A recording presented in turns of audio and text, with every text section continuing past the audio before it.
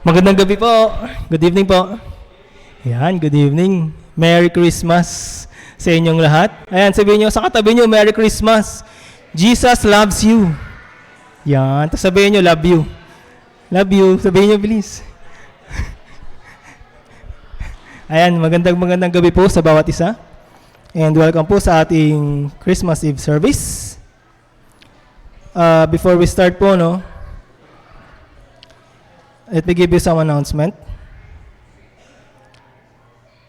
And first, we would like to praise the Lord po sa ating successful evangelistic Christmas service na ginawa po nung last Sunday. Kung nandito po kayo, nagkaroon po tayo ng musical sa mga nakapanood. Ayan. Marami pong na-bless and lahat po yun ay para sa Panginoon. And all praise be to God po sa guidance and leading niya doon sa naging musical natin. And also for everyone's guidance po, our New Year's Eve is on December 31. And just like today po, mag-start pa rin po tayo ng 6 p.m. Ayan. And this is Wednesday pa rin po. Wednesday night pa rin po ito gagawin. And on December 28, meron pa rin po tayong Sunday service. Ito po ay babalik po sa 9 a.m. ulit kasi last week nag 6 p.m. tayo. So sa December 28 po, balik po tayo sa morning service natin, which is the regular service natin ng 9 a.m., 9:30 a.m. sa December 28.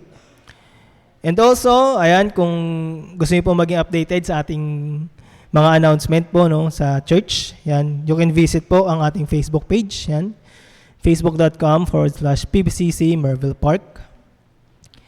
And we also want to request po na paki-silent mode po ng ating phone or pakipatay para po makaiwas tayo sa disturbance while we're in service. And we want to welcome, kung meron po tayong visitors this evening, meron po ba tayong first timer? First time lang umattend ng ating service, meron po ba? Wala. 1, 2, 3, wala. Meron? Sino?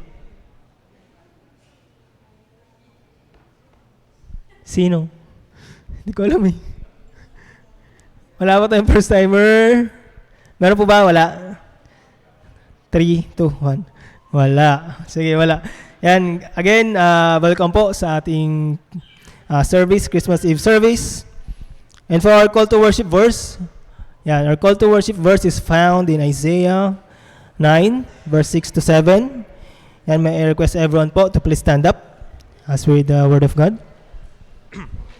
Isaiah 9, verse 6 to 7, and it says, "For to us a child is born, to us a son is given, and the government will be on his shoulders, and he will be called Wonderful Counselor, Mighty God, Everlasting Father, Prince of Peace. Of the greatness of his government and peace there will be no end. He will reign on David's throne and over his kingdom, establishing and upholding it with justice and righteousness from that time on and forever. The seal of the Lord Almighty will accomplish this." Let's pray. Panginoon na makapangyarihan sa lahat, kami ay narito, Panginoon, upang sumamba, upang magpasalamat, Panginoon, sa isang buong taon ng iyong pagpapala, sa isang buong taon, Panginoon, na iyong paggabay at pagsama sa amin, sa aming kalungkutan, sa aming kasayahan, Panginoon.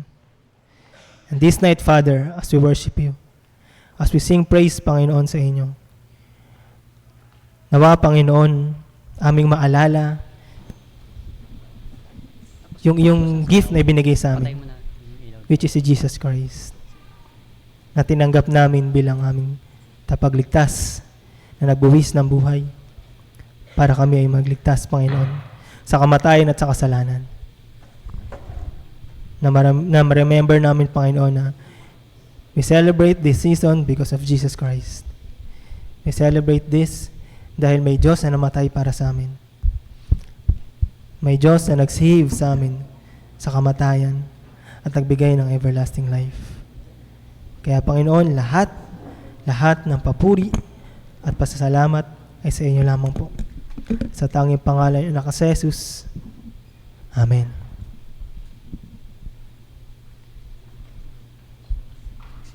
Merry Christmas, Church! Parang di naman masaya. Merry Christmas! Yan. Kamusta po ang lahat? Excited po ba tayong mag-celebrate ng Noche Buena? Ay, walang sumagot. Excited ba tayong mag-celebrate mamaya? 14. Yes, ayan. Praise God po sa pagpapala niya sa atin ngayong taon. But, in the middle of all the busyness, sa gitna po ng paghahanda natin, have we really prepared room for Jesus? Handa ba ang ating mga puso para sa Kanya? Amen? Amen. So kasi po, yung story po ng Pasko, sobrang familiar na sa atin, di ba? Paulit-ulit yun, taon-taon, alam natin kung ano yung nangyari. Pero, we forget to truly take it to heart. But John 3:16 tells us, memorize ba nating lahat ang John 3:16? For God so loved the world that He gave His one and only Son, that whoever believes in Him shall not perish but have eternal life. Now is the time that we can stop to marvel and remember that God has given us the greatest gift, our Lord and Savior Jesus Christ. So the giver of life has given us the life giver. And because of that truth, we can sing Joy to the World. Purihin natin ang Panginoon natin ngayong gabi.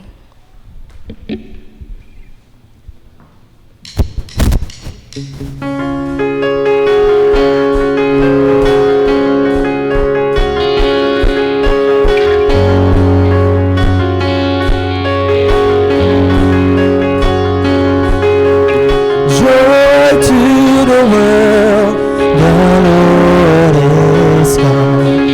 Let us receive our King. Let every heart prepare Him room, and heaven and nature sing, and heaven and nature sing, and heaven and nature sing. We will sing, sing, sing. Joy to the world. We will sing, sing, sing.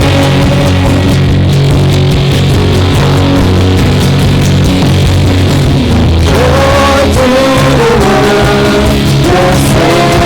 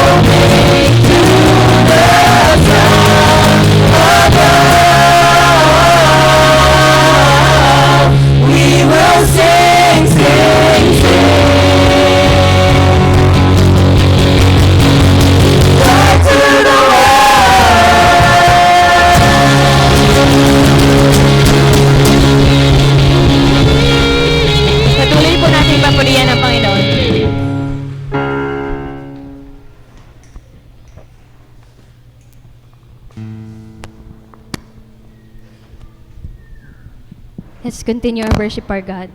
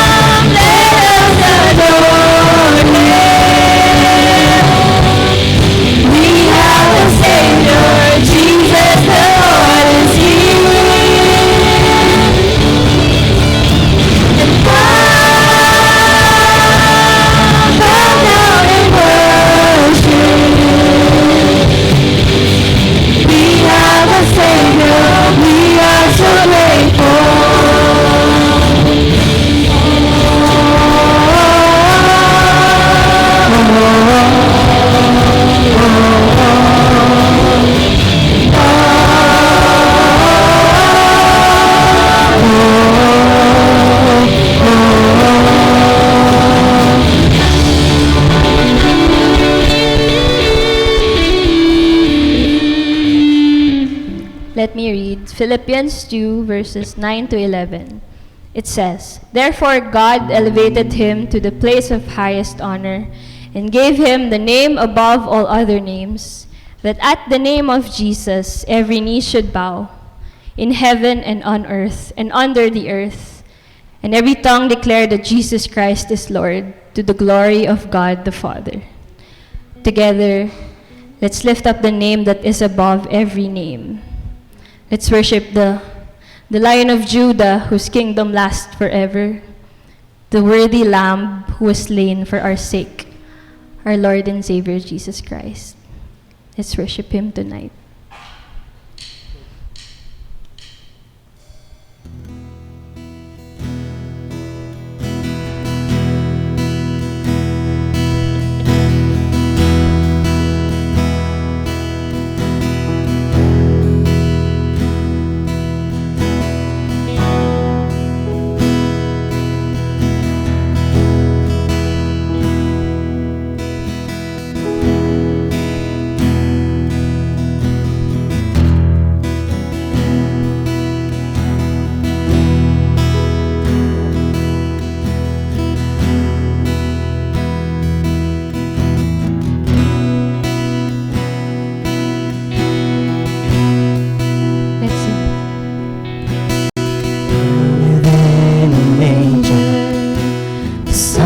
God arise, the one who would be called Emmanuel. The promise was delivered unto a virgin bride, the one who would be called Emmanuel. Your name is the highest, your name is the greatest, your name stands above them all. All thrones and dominions, all powers and positions, your name stands above them all. And the angels cry, holy, all creation cries, holy, you are lifted high, holy, holy forever.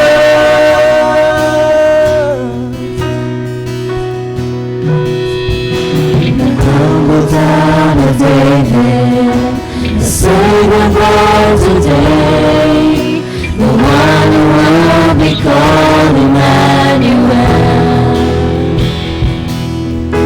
Behold the hosts of heaven, with holy robe proclaim, the one who will be called Emmanuel. The Messiah, and God is with us now, and the angels cry, holy, all creation cries, holy, you are lifted high, holy, holy forever. Your people sing, holy, to the King of Kings, holy, you will always be, holy, holy forever.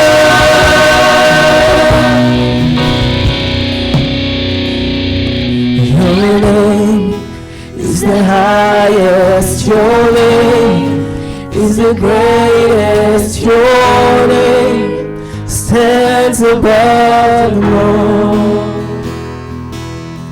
All thrones and dominions, all powers and positions, your name stands above them all.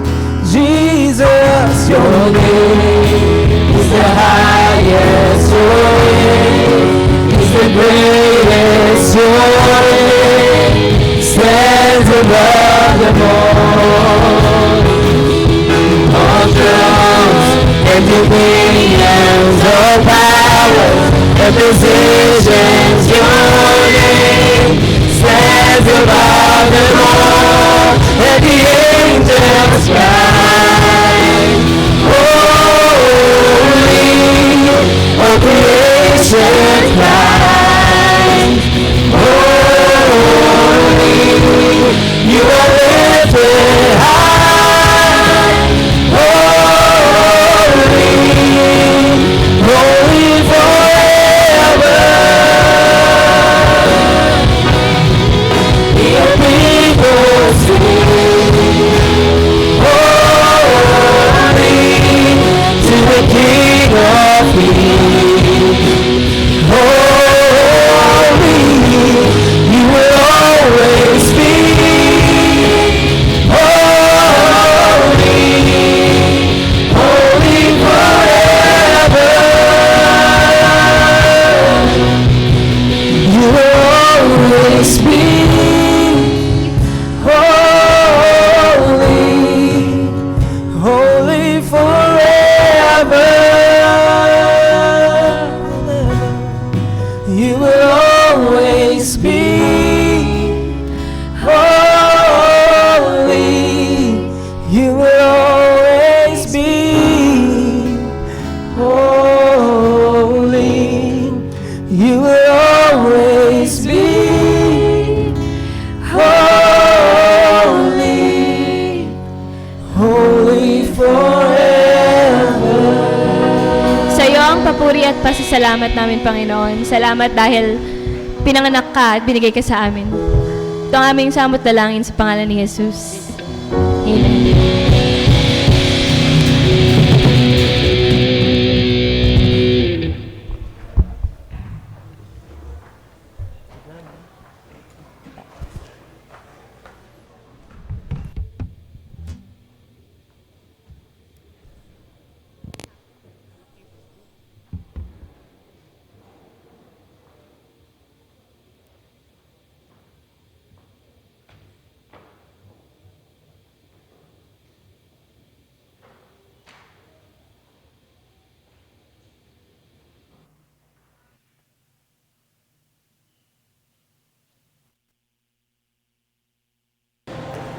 Merry Christmas!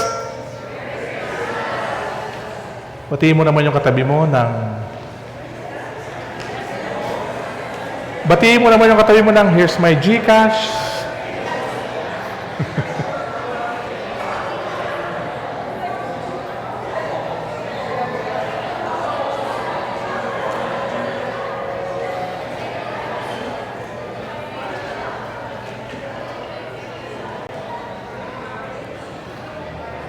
Okay, for those po na walang upuan, marami pong upuan dito sa harapan. You can occupy the front seats. Dito po, may mga upuan po tayo rito. Ayan. I hope nakapagluto na po kayo ng inyong Noche Buena. Ha? Kami po ay hindi pa. So, mamaya pa lang. But thank you for coming to our Christmas worship service. Jim, medyo may echo ko na konti. Hello, hello, yan. Sige po. Christmas is the celebration of God's love made visible to His greatest gift, which is Jesus Christ. Kanina nabanggit ni Direk, Nika, John 3:16, for God so loved the world that He gave His only begotten Son, whoever believes in Him shall not perish but have eternal life. So what's the greatest gift you ever received ngayong Kapaskuhan o mamaya? No? Bagong cellphone, bagong sapatos. Tingnan mo yung katabi mo, baka nakabagong sapatos yan. Ayan, si Alexa nakabago. Nung mga bata kami, pagka mga bago, tinatapakan namin para maging madumi. Hindi ko alam kung uso yun. Bagong girlfriend, bagong boyfriend. Wala ba Alexa? Napapailing si Alexa. Bagong sasakyan. Yan. The gift of Christmas begins not in a manger, but in the heart of God. And before there was a star in the sky or angels in the fields, there was God's love. So what is the greatest gift ever given? Yan po ang ating topic for this morning, our theme, the greatest gift ever given. Shall we pray first? Father God, open up our eyes, our hearts, and our ears as we listen, as we study your word. This is our prayer in Jesus' name. Amen. So what is the greatest gift ever given? Okay, the gift ever given is the inclusive love of God. The inclusive love of God. So based on our verse po, so for John 3:16, for God so loved the world. Now Christmas begins not with human need, but with God's love. This love is unconditional, given to the world, not just the worthy. Now, there are, as per our United Nations, sabi nila, there are 195 countries. Ano po? There are 195 countries, but how many countries in the world celebrate Christmas? Di ba? Roughly 90 to 100 countries celebrate Christmas. Especially in December 25, is considered as an official national public holiday. In over 160 countries, Christmas is celebrated in some form as a religious celebration by Christians, as a cultural or commercial event, even where Christianity is a minority religion. Examples po niya natin sa Middle East, sa East Asia, and parts of Africa, where Christmas may not be a public holiday, but it's still observed in churches, communities, or families. Now, why is this matters? Christmas is one of the most globally recognized events in human history, reminding us that the message of Christ is not limited by borders. It's not limited by languages or cultures. Kaya nga sabi ng John 3:16, for God so loved the world. Palitan natin yung world, no? For God so loved, replace mo ng pangalan mo yan. For God so loved, sige, palitan niyo yung pangalan niyo. For God so loved, di ba? Christmas truly reflects a worldwide love for a worldwide Savior. That is why the message of Christmas is inclusive. Hindi siya exclusive, but inclusive. Anyone can come and anyone can celebrate Christmas. Hindi siya para sa Christians lang or for those who follow Jesus, but Christmas is also for those who wanted to know Christ. Now, even the atheist. May kilala ba kayong atheist na umattend ng Christmas party? Di ba? Di ba supposedly ang atheist, mga agnostic, hindi naniniwala sa Panginoon, pero nag-attend sila ng Christmas party. No? Just like the love of Christ. The manger is a proof that love came down. No, God's love is the beginning of the story. Christmas was not humanity's idea, it was God's initiative. We did not search for God, and God came searching for us. Kaya kayo sa Luke chapter 15, verse 47, tingnan po natin. Suppose one of you has 100 sheep and loses one of them. Doesn't he leave the 99 in the open country and go after the lost sheep until he finds it? Next verse. And when he finds it, he joyfully puts it on his shoulder and goes home. Then he calls his friends and neighbors together and says, rejoice with me. I have found my lost sheep. And verse 7, I tell you that in the same way, there will be more rejoicing in heaven over one sinner who repents than over 99 righteous persons who do not need to repent. Alam niyo po, last December 14, nagkaroon po kami ng, I call it mini reunion ng mga magpipinsa sa Gonzales side. And sa grasya po ng Panginoon, I had a chance to share the gospel. Sabi ko, Panginoon, give me the chance to share the gospel sa mga relatives ko na matagal ko nang hindi nakikita at nakakausap. Yun po yung aking prayer. And by His grace, I had a chance to share to my 5 relatives who accepted Jesus as His Lord and Savior. Di ba? Sabi ko, tuwan-tuwa ako. Alam ko, hindi kayo masaya para sa akin kasi malungkot kayo ngayon. Okay. Ba't ako? Ba't masaya ako kasi 5 tao yung tumanggap sa Panginoon. Di ba? Yan. So, pray for this Christmas, that God will use you to share the gospel to your relatives. Baka matagal na kayo nagpipray na ma-share ng kapatid nyo, pinsan nyo, magulang nyo, or anyone, about the good news of Jesus Christ. Maybe this is the right time for you or for him. Kumbaga sa puno hinog na. Di po ba? Maybe someone have planted a seed in his or her life, and this is the time na kailangan nating i-harvest. Di ba? Biblical naman yan, di ba? Kung konti yung nag-harvest, marami kailangan na harvestin. Di ba?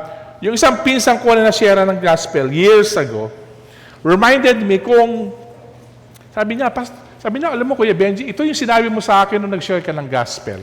Sige nga, hindi ko maalala kasi si dinami-dami ng mga tao na share ko ng gospel, hindi ko na alam kung ano yung pinagsasabi ko. No? But ang importante, tumanggap sila sa Panginoon. But itong pinsan ko na to, sabi niya, ang bungad niya sa akin is that, alam mo nung shineran mo ako, ang bungad mo kagad sa akin is that, alam mo, makasalanan ka. Yun diba yung sinabi ko sa kanya, makasalanan ka. No? And sabi ko, effective ba? Sabi niya, effective. Natakot ako Sabi niya gano'n, ang tanong niya kagad sa sarili niya, makasalanan ba talaga ako? Di ba? Tingnan mo yung katabi mo, makasalanan ba yan?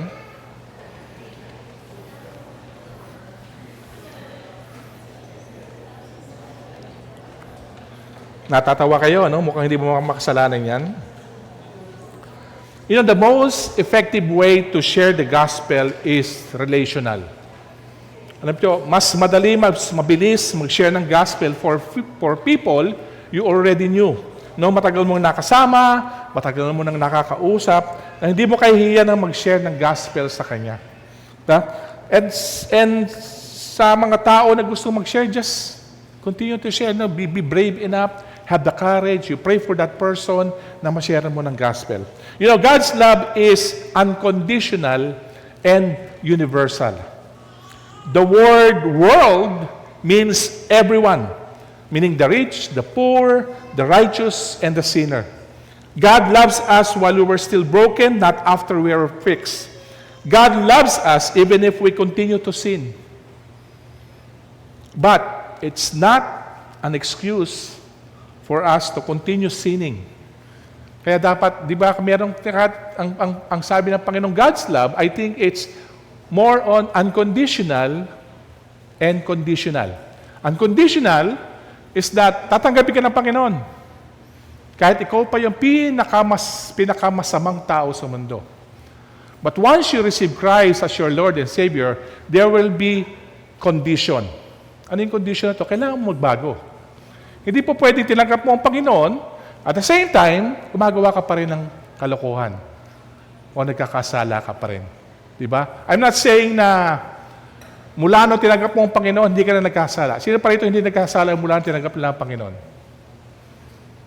Ako lang ba yun? Biro lang. Ako rin, nagkakasala ako Diba? Pastor, nagkakasala ka? Opo. Nagkakasala po ako. Yung sabihin ko sa inyo, hindi ako nagkakasala na po ako noon. Okay? Romans 5:8, ang sabi po dyan, pero pinakita ng Diyos sa atin ang kanyang pag-ibig sa ganitong paraan, na kahit nung tayo ay makasalanan pa, namatay si Kristo para sa atin. Palta mo yun, namatay si Kristo para sa akin. Namatay si Kristo para sa inyo. Habang nagkakasala tayo. Di ba? For our members po and visitors here sa PBCC, o yung mga first time po na nag-attend ng ating worship service, hindi ko alam kung na-recognize po kayo kanina. But thanks for coming tonight. Salamat po sa pagpunta nyo ngayong gabi. Pangalawa, I just want to let you know na anuman yung pinagdadaanan nyo sa buhay, mabigat man siya, o sobrang bigat po talaga siya, I just want you to know na mahal kayo ng Panginoon. Tapikin mo sa balikat yung katabi mo. Sabi mo, mahal ka ng Panginoon. At mahal din kita. Yan. Kung crush mo yung katabi mo, masasabi mo yan, mahal ka ng Panginoon at mahal din kita. Di ba? Ano man po ang nakaraan nyo sa buhay at mga pinagdadaanan sa buhay, kayang-kaya po tayo patawarin ng Panginoon. And the greatest gift that God can give you today is His Son, Jesus Christ. He loves you so much, and He died for your sins, to our sins, and He wants to forgive us if we just let Him come into our lives. Now, God's love is active, not passive. God's love acts, it gives, it sacrifices. Christmas proves that love is not just spoken, it is sent. Sabi nga John 1:14, the Word became flesh and made His dwelling among us. You know, God's love is active because it moves, it gives, it sacrifices, it saves. It does not remain in emotion, it becomes an action. Di ba pag mahal mo ang isang tao, di mo lang sa sinasabi na, I love you. Ginagawa mo siya. Di ba? Ano ba yung mga forms of love na meron kayo sa mga asawa ninyo? Yung mga may asawa po rito. Pinagluluto mo, pinaglalaba mo, di ba? Mayroong isang istorya na sabi ng lalaki sa asawa, Dear, ang aking panyo. Kasi papasok sa opisina. Ay, hindi, pakikuha doon sa kwarto. Dear, ang aking medyas. Sabi ni Mrs. Inday, pakakuha doon sa kwarto. Dear, ang aking sapatos.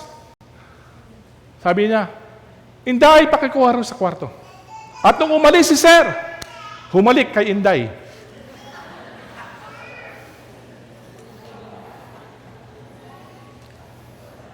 Kaya sikasuhin nyo yung mga asawa nyo. Baka humalik kay Inday. Okay? Humanity did not reach up to God. God came down to us. You know, Christmas happened because God initiated salvation. Love that initiates is active. Love, God loves us before we responded. Because God's love is shown through giving. Passion, love feels, active, love gives. Love is proven by what is willing to give. God did not give something. He gave someone, and that is Jesus Christ. The measure of love is not words spoken, but sacrifice offered. Now, during in 2013, hindi ko alam kung naalala po ninyo to, Super Typhoon Yolanda. Naalala nyo yan? Yung mga kasamahan natin ng mga Waray ba yan? Waray Buhok, okay? Devastated Tacloban City and nearby towns like Palo. Meron akong picture, paki-check naman. Yan. Balik po. Yan. Homes were flattened. Electricity and water were gone. Thousands loved ones. Food was scarce. Yet before large-scale aid arrived, before dumating yung mga tulong galing sa gobyerno at sa iba't ibang mga organizations, ordinary Filipinos began helping one another. Ano yung ginawa nila? Yung mga fishermen daw, who survived the storm, went back to the sea, at kung ano man yung makuha nila doon sa dagat, mahuli nila, sineshare nila doon sa mga kapitbahay nila. Even when their own boats were damaged, yung mga nanay gathered rice they could find and cooked in large pots, feeding neighbors who had nothing. Young men and women cleared debris with bare hands, helping elderly neighbors search for belongings. Church members and pastors opened their sanctuaries as shelters. prayed with grieving families, and organized food sharing without asking for payment or recognition. Sabi ng isang survivor, wala kaming halos lahat. Pero nagbahagi pa rin kami dahil pare-parehas kaming nangangailangan. No one waited to be asked. No one said, that's not my problem. Diba? Tiningnan nila yung kapwa nila at tinulungan nila ang bawat isa. Love move first. You know, passive love stays distant, but God's love came near. Ang sabi ng salita ng Panginoon, Juan 1:14, nagkatawan tao ang salita at namuhay na kasama natin. Nakita namin nakadakilaan niyang bilang kaisa-isang anak ng Ama. Puspos siya ng biyaya at pawang katotohanan ang mga sinasabi niya. You know, active love is present, not detached. Emmanuel means God with us. Number 2, the inclusive action of God. He gave. He gave His one and only Son. There was a father who worked as a bridge operator, and his job was to lower the bridge as ships could pass and raise it so trains could cross safely. One afternoon, the father brought his young son to work. While distracted, the boy slipped and fell into the gears that controlled the bridge. Suddenly, the father heard the horn of a fast-approaching train filled with passengers, men, women, and children. If the bridge stayed down, everyone on the train would die. If he raised the bridge, his son would be crushed.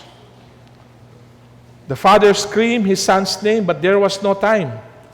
With tears streaming down his face and his heart breaking, the father pulled the lever. The train passed safely. The people never knew the price that was paid. The father stood there alone, holding his grip. So, namili siya. Ang anak niya o yung mga tao na nakasakay doon sa train. So he chose the people in the train. You know, love is shown through giving, not just words. God did not send an angel, He sent His Son. Because the gift of Christmas is costly. Heaven's best for humanity's worst. Di po ba? It was costly. It is the life of Jesus Christ. The baby in the manger is God's gift to a broken world. Have you heard yung expression po na, this is the life that I have? No, this is the life. No. Ano bang this is the life para sa inyo? To have a 6 to 7 digit monthly salary? Or to have a big house with 6 rooms at merong infinity pool? Or to have many cars, no, na yung mga pangarap na Lamborghini o kaya ay Ferrari. To have the most beautiful wife or handsome husband. To have traveled the world. All of these things are okay, no? Wala namang problema dun eh. But if you do not have Christ in your life, then everything are worthless. Anong halaga ng buhay kung wala kang Kristo sa buhay mo? Ang sabi ni Mark Lucado, sabi niya diyan, is that God loves you with an earthly love. You can't win it by being winsome. You can't lose it by being a loser. But you can be blind enough to resist it. According to the Bible, life is more than mere existence. It is a gift from God in a relationship with Him.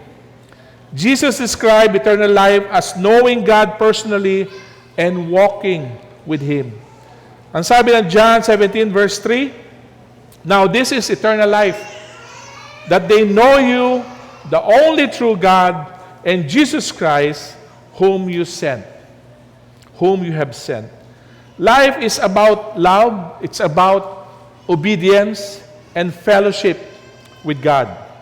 True life includes purpose, peace, joy, and eternal significance.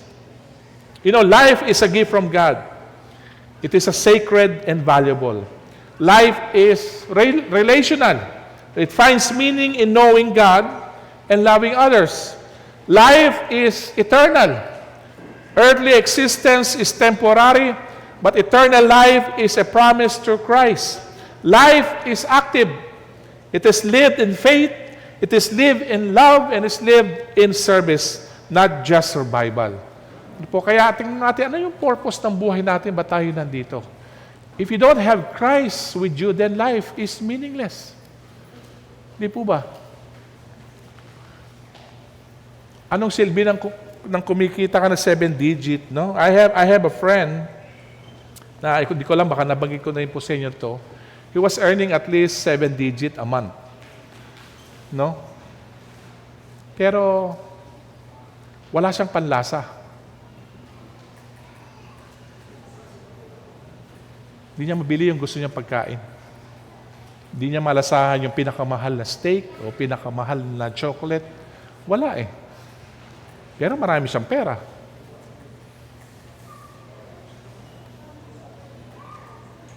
Thirdly po, the inclusive invitation of Jesus Christ. Whoever believes. You know that whoever believes in Him shall not perish. Christmas is inclusive.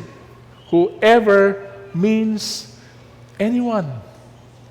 Salvation is received through faith, not works or tradition.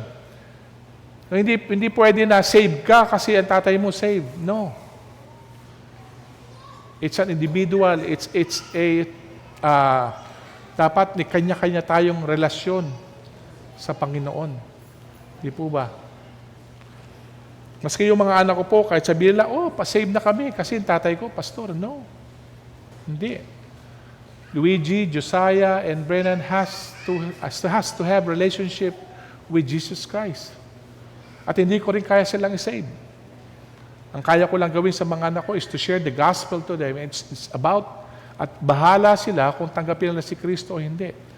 But they have to receive Christ as their Lord and Savior. Na tayo mga tatay, yun ang responsibility natin sa ating mga anak. Ano po, paano tayo tatayo bilang ama ng mga anak natin ay sumusunod kay Kristo. So marami mga problema na natawag natin ng mga PK or mga pastor's kids. Ano po, na feeling nila is okay na sila. Hindi po. They were just ordinary kids na hindi walang special kids pagdating sa Panginoon. Na walang dahil anak ka ng pastor, okay ka na, hindi. Hindi po ganon.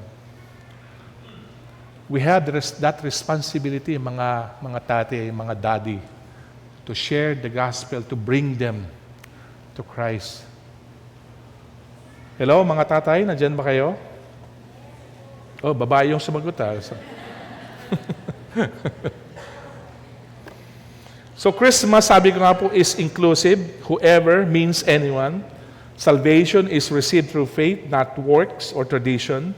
Christmas calls for a personal response, not just celebration. You know, that's the beauty of the invitation of Jesus Christ. It's for everyone. No, walang gender, walang age limit, walang color, walang race. No, when I was in the States po, yung trabaho doon, alam mo, kahit sino po pwede. Kahit 90 anyos ka na po, pwede ka pa rin magtrabaho. No? Dito, yung mga Pilipino, nag 60 years old lang, ayaw na magtrabaho. Sa Amerika, po pwede ka pa rin magtrabaho, kumikita ka pa rin. Di ba? Umaasa na lang tayo sa binibigay ng gobyerno. No? Christmas is not just something to admire, it is something to believe in. The heart of the gospel is not inclusion, but invitation. Now, when Jesus says, whoever believes, He opens the door of salvation to everyone. Kahit sino po pwede. Whoever means no one is left out. It includes the rich, the poor, the religious, and the broken. There are no background checks, no status requirements, no cultural barriers. Ang sabi ng Romans 10:13, everyone who calls on the name of the Lord will be saved. Salvation is not limited by race, it's not limited by age, by gender, or past failures. It is offered to all. Believes means trusting, relying, and committing one's life to Christ. It is not earned by good works, traditions, o sabi ko at heritage. Kaya sabi ng Ephesians, for it is by grace you have been saved through faith. Christmas and the gospel call us not just to admire Jesus, but to believe and follow Him. Hindi lang tayo basta naniwala, but sumunod din tayo sa Kanya. Ilang pinagkaiba natin sa demonyo. Ang demonyo naniniwala sa Diyos eh. No? Pero hindi siya sumusunod sa Diyos. Jesus invites us because He is the only way to life. Wala nang ibang daan patungo sa Ama, kundi sa Kanyang anak na si Kristo. The invitation is wide, but the object of faith is specific, and that is Jesus Christ, mga kapatid. Kaya sabi ng John 14:6, that I am the way, the truth, and the life. Diba? Walang makakapunta sa Ama, kundi sa pamamagitan. He's the only mediator, Jesus Christ. You cannot go from A to C nang hindi ka dadaan sa B. And Jesus is the only padrino na kailangan mo. He's the only way para makapunta tayo sa Ama. Jesus is the only way. And lastly po, number 4, the inclusive gift of Jesus Christ, and that is eternal life. Shall not perish, but have eternal life. Now, Jesus came to rescue us from sin and eternal separation. Christmas is about life, about hope, and restoration. Christmas answers humanity's deepest need, salvation. And again, it is for everyone who believes. Do you believe na merong impyerno? Naniniwala ba kayo sa impyerno? Sabi mo, nung pagkasama ko po ang girlfriend ko, ang boyfriend ko, ang asawa ko, para na akong nasa langit. Pero nang nag-away po kami, para na kaming nasa impyerno. I do not know everyone here. Hindi ko po kayo kilala lahat. I'm really surprised na tuwing December 24, maraming bagong mukha. No, at ako'y natutuwa po na maraming bagong mukha ngayon. If this is your first time to encounter the God of Christmas, I would like to welcome you. No? Can you just close your eyes and bow your heads? Just close your eyes and bow your heads. And I have a few questions for you na if you want to raise your hand, it's okay. No? Don't mind the person to your left, to your right, at the back, or at the front. It's just a simple question po para sa lahat. Pagod na po ba kayo sa stress ng buhay?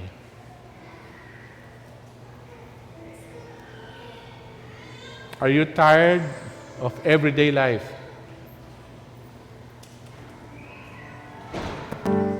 Are you tired sa mga krisis ng buhay? Is your life a mess? Is your life a mess? Or broken maybe? May mabigat bang problema na dinadala mo ngayon? That's why you're here. No, it's not an accident po na kayo ngayong umaga o ngayong gabi ay nandito kayo ngayon. No, it's 7:15 in the evening and maybe naisip mo, ano bang ginagawa ko dito sa simbahan? I should be out there enjoying Christmas Eve. But you are here. Di po ba? May mabigat po ang problema na dinadala mo ngayon. Problema maybe sa pamilya. Problema sa asawa. Problema sa anak. Kamag-anak. Are you alone this Christmas? Some people hate Christmas because that's a time na wala siyang kasama. Because everyone is outside. Everyone is with their families and you don't have anyone but you. Do you want to receive the greatest gift ever given? It is a gift. And it is free. If you want to receive the free gift of salvation tonight, just raise your hand. Close your eyes, just raise your hand. If you want to receive the free gift of Christmas, just raise your hand.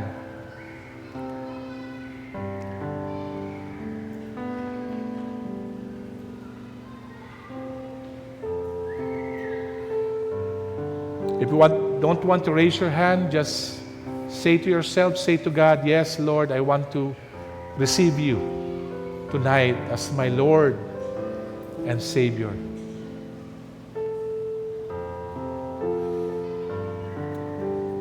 If you want to receive the free gift of salvation tonight, again, do not mind the person next to you. It's okay. If you want to receive the greatest gift, you can follow me in a short prayer. Just follow me. Say, Lord, I know I am a sinner. And without you, my life is incomplete. I confess to you all of my sins,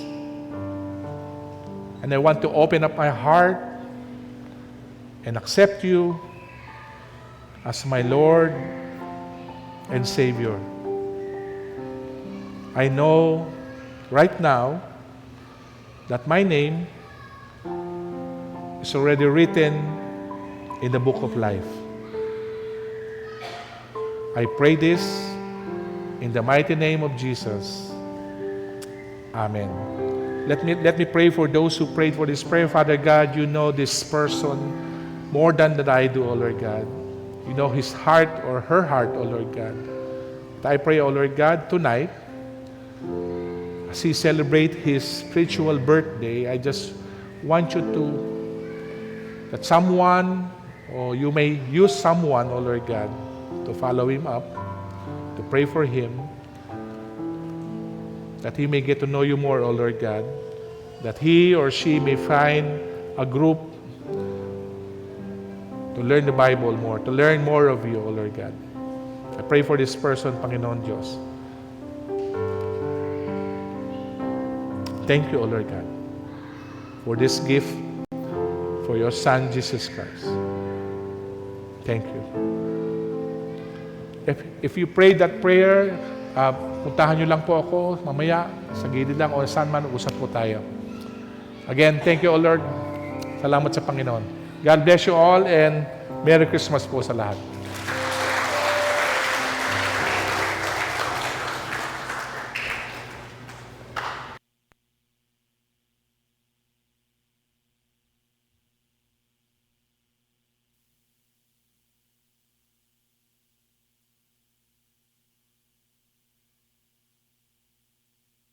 No. And thank you, Pastor, for that wonderful message. No?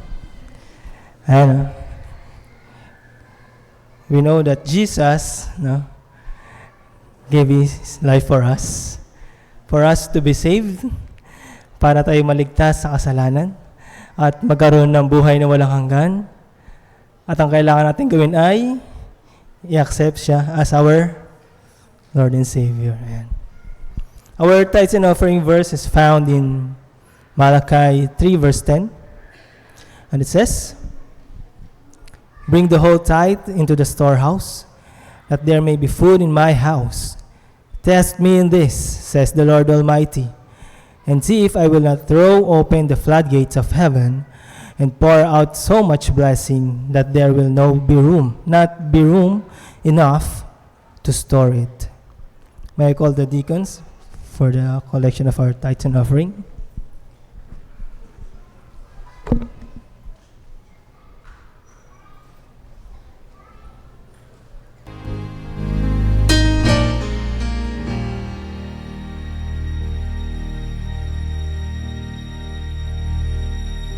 We lift our voices, we lift our hands, we lift our lives up to you.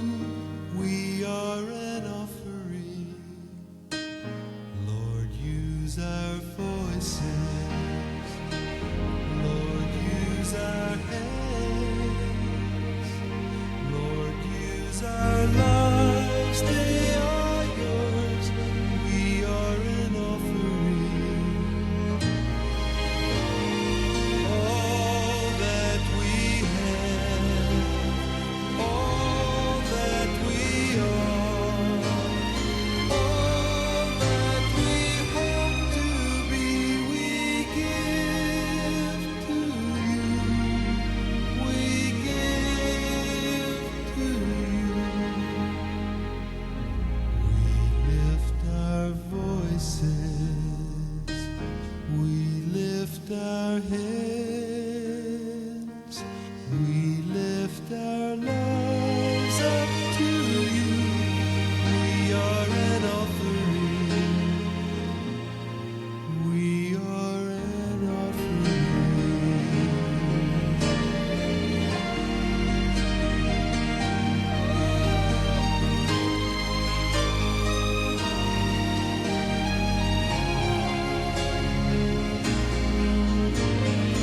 All that we have, all that we are, all that we hope to be, we give to you. We give to you. We lift our voices. We lift our hands, we lift our lives up to you. We are. May I request everyone to please stand up? Let's pray. Panginoon, maraming salamat po sa isang buong taon na biyaya, sa isang buong taon, Panginoon, ng kalakasan, sa isang buong taon, Panginoon, ng paggabay sa amin. Hayaan niyo, Panginoon, na sa pamamagitan ng mga ikapo nito, maibigay namin yung pasasalamat, Panginoon, sa inyo. At tawa, Panginoon, ang mga ikapong ito ay magamit pa po, Panginoon, sa ikalalaganap, Panginoon, ng salita at sa ikauunad, Panginoon, ng simbahang ito. Lahat, Panginoon, ng papuri, pasasalamat ay sa inyo lamang po, sa tanging pangalan ng Jesus. Amen.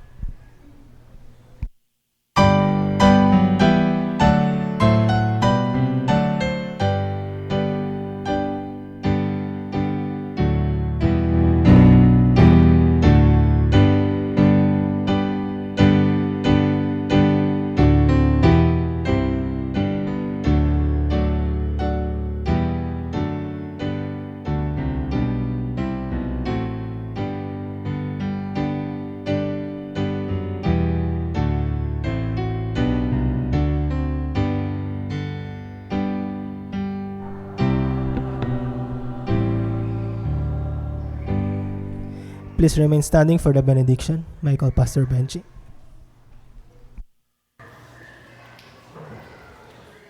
Hello.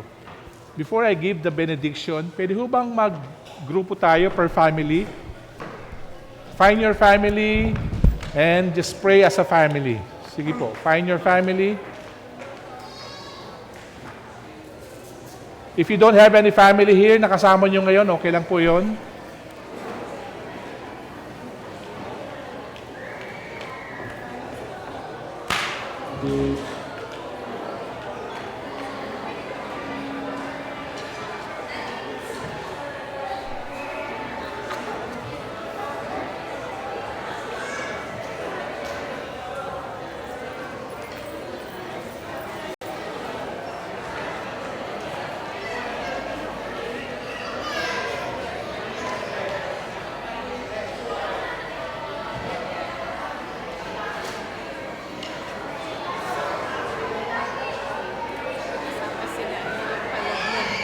Sino?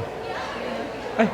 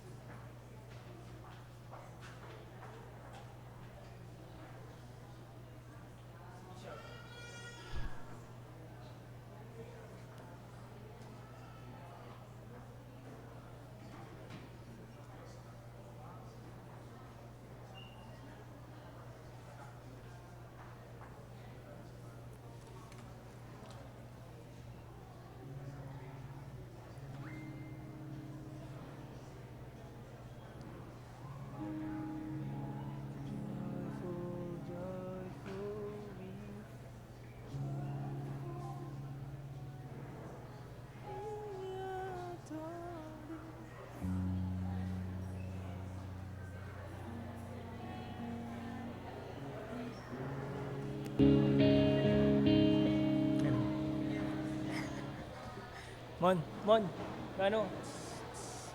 1, 2, 3, and joyful. Ay! Tama. 1, 2, 3, 4.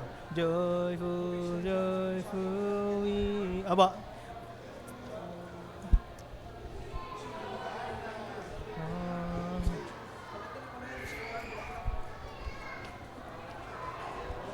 Ano pala? 1, 2, 3. Diba? 1, 2, 3, and then joyful, joyful. 1, 2, 3, and joyful. C sharp.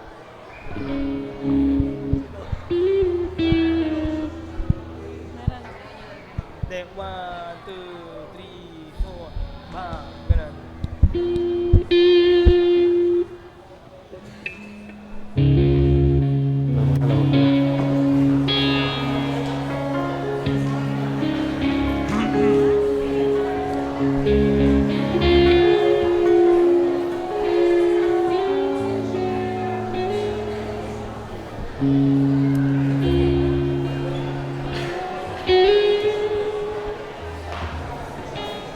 Sige po. Hello. Hello, mic test. Okay, let's just bow down our heads. Let's close our eyes. Pagpalain nawa tayo ng Panginoon Diyos na nagmahal sa sanlibutan ng buong buo, ang Diyos na nagbigay ng kanyang bugtong na anak upang ang sino mang sumampalataya sa Kanya ay hindi mapahamak kundi magkaroon ng buhay na walang hanggan.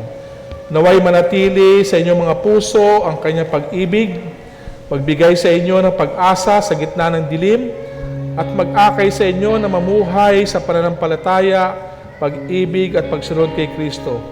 Humayo kayo sa kapayapaan ng Panginoon, bitbit ang kanyang liwanag at pagmamahal sa bawat isa, bawat tahanan at sa bawat taong inyong makakasalamuha.